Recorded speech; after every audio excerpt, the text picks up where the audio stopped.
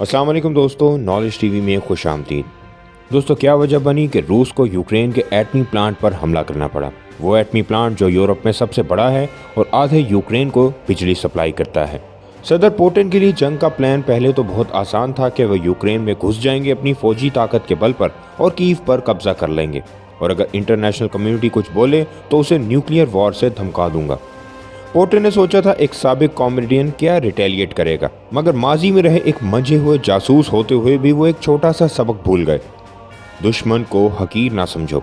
अपनी 2 दहाइयों से भी बड़े रूसी इक़्तिदार में उन्हें सबसे बड़ा झटका लगा, जहां उन्होंने सोचा था कि 2 दिन में वो यूक्रेन पर कब्जा कर लेंगे और हिटलर 2.0 बनकर तारीख में अपना नाम लिख लेंगे।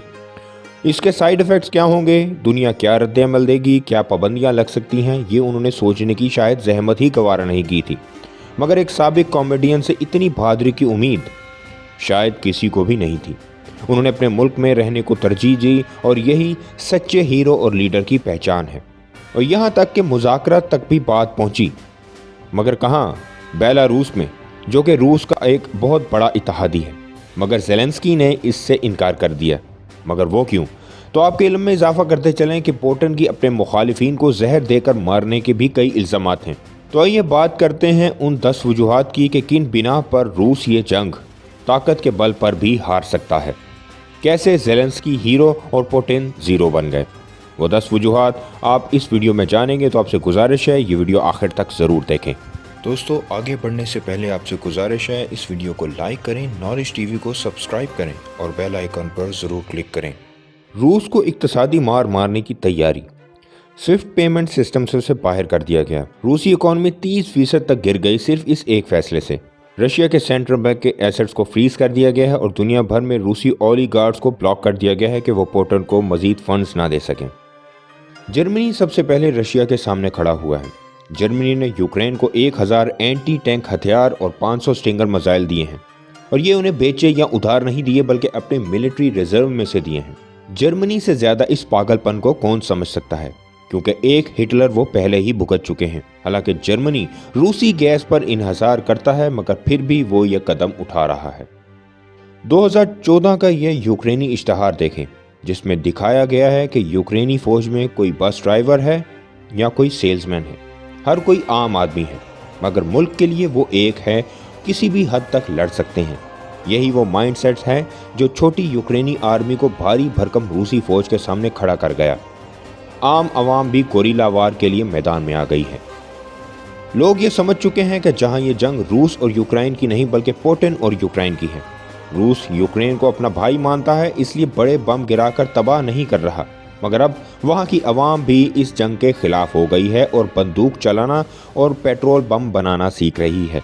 कोई कितना भी कमाल के हथियार रखता हो, गोरिल्ला जंग से नहीं बच सकता। हमारे सामने सबसे बड़ी मिसाल अमेरिका की वियतनाम और अफ़गानिस्तान में हार है। ये सारी दुनिया जानती है कि रूस में किसी भी तरह का एहतजाज करना नामुमकिन है, मगर ये मनाजिर देखें। ये पुष्किन स्क्वायर है, रेड स्क्वायर यानी क्रेमलिन के सिर्फ 1 किलोमीटर दूर, और ऐसे मनाजिर आपको बहुत सारी जगहों पर देखने को मिलेंगे। अब रूस में भी लोग जंग के खिलाफ एहतजाज कर रहे हैं, क्योंकि वो पहले ही महंगाई से तंग आए हुए हैं और बड़ी बड़ी सेलिब्रिटीज़ भी इसके खिलाफ ट्वीट कर रही हैं। टाइम्स मैगजीन एक बहुत रेप्यूटेड और पुराना इदारा है। वो अब ऐसी खबर लाया है कि पुतिन की दिमागी हालत ठीक नहीं है, और पुतिन की इस दिमागी सेहत पर भी सवाल उठाए जा रहे हैं कि पुतिन किसी पर भी भरोसा नहीं करता। वो आइसोलेट रहना पसंद करता है और पिछले 2 साल से उनका अकेलापन बढ़ गया है। इसी वजह से वो ऐसे ग्रैंड प्लान बनाते हैं जिनमें उन्हें कोई मशवरा देने वाला नहीं होता। जंग से पहले और बाद की वीडियोस देखें। पहले रूसी सदर बाएतमाद थे, मगर अब गुस्से से झंझला उठे हैं। जंग से पहले पुतिन ने कहा था 2 वजूहात की बिना पर वो यूक्रेन पर कब्जा करना चाहते हैं। 1. यूक्रेन की डी नाजिफिकेशन। नंबर 2. यूक्रेन की डी मिलिट्रीआइजेशन।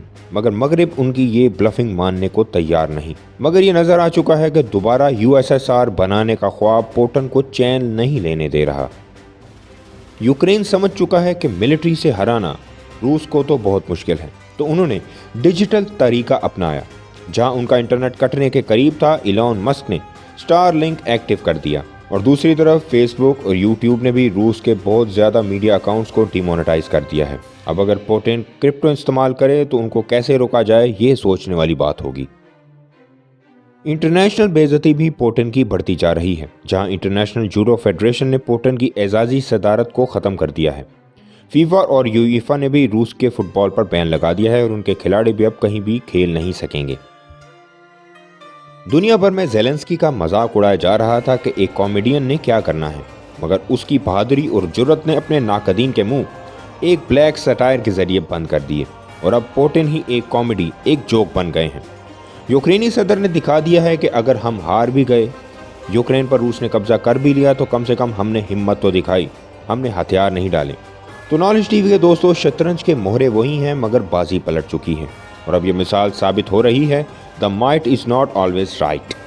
आपका इसके बारे में क्या ख्याल है? अपनी राय का इजहार कमेंट सेक्शन में ज़रूर करें।